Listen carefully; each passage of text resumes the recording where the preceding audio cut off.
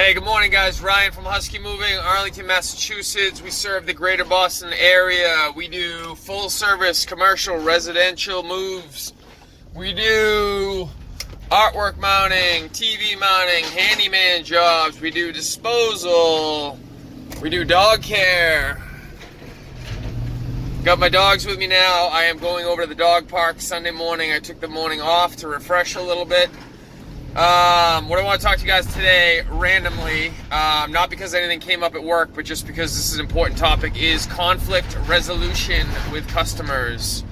I've been very fortunate in the couple of years I've been in business that I've had very, very few incidents, knock on wood, with customers regarding damage claims.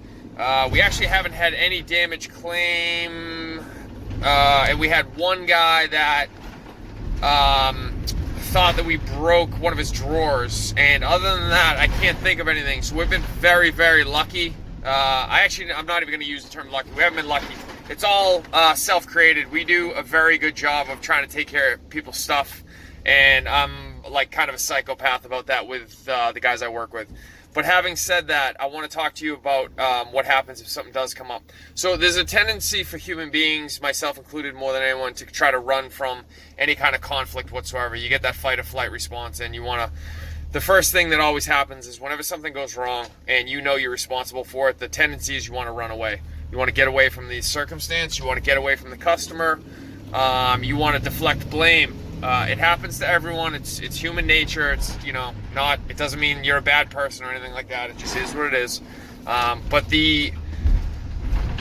would make an argument that how you handle something that goes wrong on a job is going to completely impact both the customer's perception of you going forward, as well as the way that you perceive yourself, which probably long term is much more important than the way one customer perceives you. Now, you're going to generate a lot of business theoretically from that customer if you do your job well, but that's not really the issue here. The issue here is how you handle it within yourself, and the choices you make to rectify a situation that went wrong is going to largely impact your confidence level, who you are, your integrity level, the way that you feel about yourself, which long term I think is way, way, way more important than that one customer. So here's what happened with the job that we were on and how I handled it.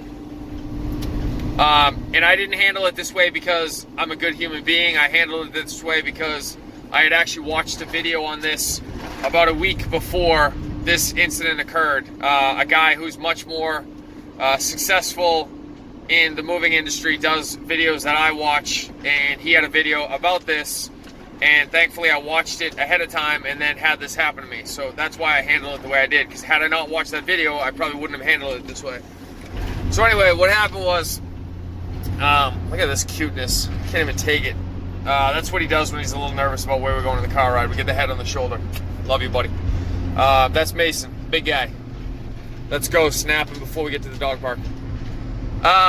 So we were moving a desk. We took the drawers out of the desk because it was a relatively heavy desk, and it had to go into a tight basement scenario. Now, normally whenever we're doing something that is going to be even remotely challenging, we'll try to make the weight of the item as little as possible, not because I can't handle the weight, but because it gives the piece the best chance of survival, and also gives your house the best chance of not getting nicked up during transport. So we'll take the drawers out. While we were taking the drawers out, unfortunately, one of the sliders on the drawers, it snapped away from the drawer. In retrospect, looking back on it, I obviously could have been more gentle with the drawer. Had I been more gentle, there's a good chance it probably wouldn't have happened. The drawer slider piece snapped out when we did that. I didn't know what happened at the time. I just thought that the drawer had come out. And then what wound up happening is we get the desk downstairs, we put the drawer back on the desk. It didn't seem like it was working what I would consider to be 100% well, but it seemed like it was okay.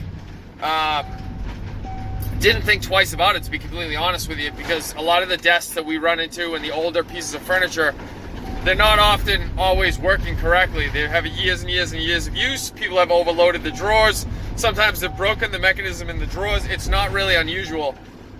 What is unusual is that we damaged the piece. That's definitely unusual. But anyway, the short version of the story is we leave the house, the guy pays, blah, blah, blah. contacts me not very long after we left, but I was already home at the time. And so now I'm done for the day. I've worked, I don't even remember how long of a day it was. Let's just call it an 8-hour day, whatever it was. I've worked an 8-hour day. I definitely do not want to deal with this. I want to be done. I want to run away from it. And that's where the fight or flight nature comes in. I just wanted to run away with it. But I thought about it for a minute, and I called my mother, actually, who is usually my moral compass in pretty much anything in my life.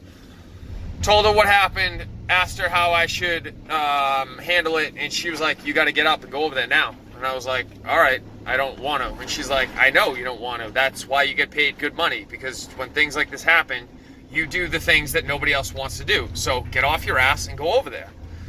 And she wasn't quite so harsh with her tone, but she was pretty harsh. She was harsh enough to let me know I was in the wrong. And she's like, Ryan, this is what you get paid for. You ask good money from these people, and this is what they require from you. When you guys make a mistake, you take ownership over it, and you go over there and you handle it. So stop watching TV, get off your ass, and get over there. And I thought about it, and I got angry, and I was like, I'm not being supportive. Nobody understands how hard this job is. Nobody understands what we do on a daily basis. Nobody can do this but us. That's why nobody ever does it. They always call us, blah, blah, blah. I went through the woe is me scenario.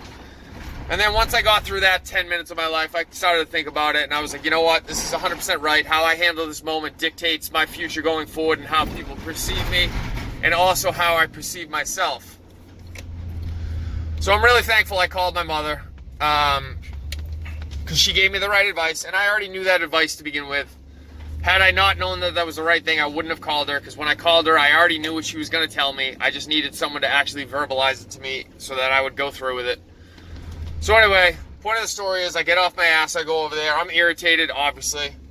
And the entire time I'm vacillating between being irritated, I got to do this, and also understanding that this is my responsibility and I caused this to happen. So of course I should have to go over there and deal with it. But like a little child, I was like, well, I don't want to, And that's kind of the thing that happens. It's like you don't want to deal with it, but you realize that you should deal with it. Anywho, I go back over there. I talked to the guy. The guy was a little upset at first, but I spoke to him and I was like, listen, here's the deal. Here's what happened, I think. Here are the potential things that we can do to fix the solution. Sorry, I'm trying to back up my truck. I'm in the moving truck here in a dog park situation. Hang tight for 1 sec. I gave him like 3 potential scenarios. I was like, here's what we can do. We can fix it this way, I can fix it this way, or I can fix it that way. Whatever you want to do, I just want you to come away from this feeling like you've been heard and feeling like you had someone trying to fix the problem. So you tell me what you want to do, and I will do it, regardless of cost, regardless of what it means to me. And because I did that, I think, he came up with a potential solution, which basically involved me doing nothing. And then going home, and we left it that he was going to think about it and then let me know how he wanted to handle it. And then I never wound up hearing back from him on it. And then he wound up calling me for another job like a month later, mainly because I think that he was happy with how I handled myself and the fact, I think he just wanted to be heard. He wanted someone to go over there and say, yeah, I take responsibility for this. I'll handle it for you. We caused this, we're going to handle it for you. And I think that's all he really wanted. He didn't even necessarily care about the desk too much, although he kind of did. So it went a long way towards kind of putting his fears at ease, and he kind of wanted just not even worried about it. All right, guys, I'm going to sign out because my dog's going crazy. We just got to the park. He knows we're here. Ryan O'Connor. Contact info is at the end of the... Hey, shh. You're messing up my video. Knock it off. Contact information is at the end of the video.